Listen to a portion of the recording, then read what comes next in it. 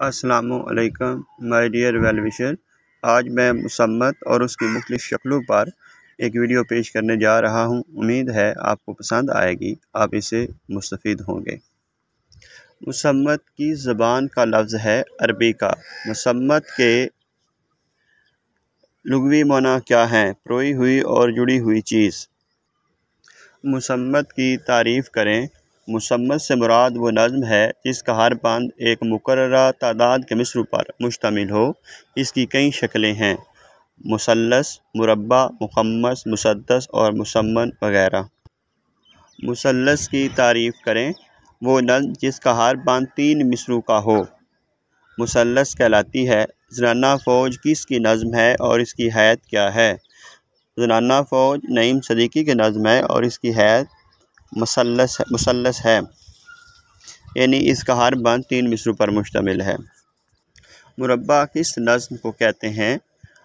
وہ نظم جس کا ہر بند 4 مصروں پر مشتمل ہو مربع کہلاتی ہے۔ کبھی 4 مصرے آپس میں ہم قافیہ و ہم ردیف ہوتے ہیں اور کبھی صرف دوسرا اور چوتھا مصرع ہم قافیہ و ہم ردیف ہوتے ہیں۔ 25 روپے کس کی نظم ہے؟ محمد ارشد کمال کی نظم ہے اور اس کا ہر بند مربع ہے، یعنی 4 مصروں پر مشتمل ہے۔ مخمس کی تعریف کریں۔ جس نظم کا ہر بند 5 مصروں کا ہو اسے مخمس کہتے ہیں۔ اس کی 2 صورتیں ہو سکتی ہیں۔ نمبر 1، پہلے بند کے 5 مصرے ہم قافیہ و ہم ردیف ہوں اور اس کے بعد ہر بند کے 4 مصرے آپس میں ہم قافیہ و ہم ردیف ہوں، اور 5واں مصرع پہلے بند کے 5ویں مصرے کا ہم قافیہ ہم ردیف ہو۔ مثال کے لیے نذیر اکبر آبادی کی نظم آدمی نامہ دیکھی جا سکتی ہے۔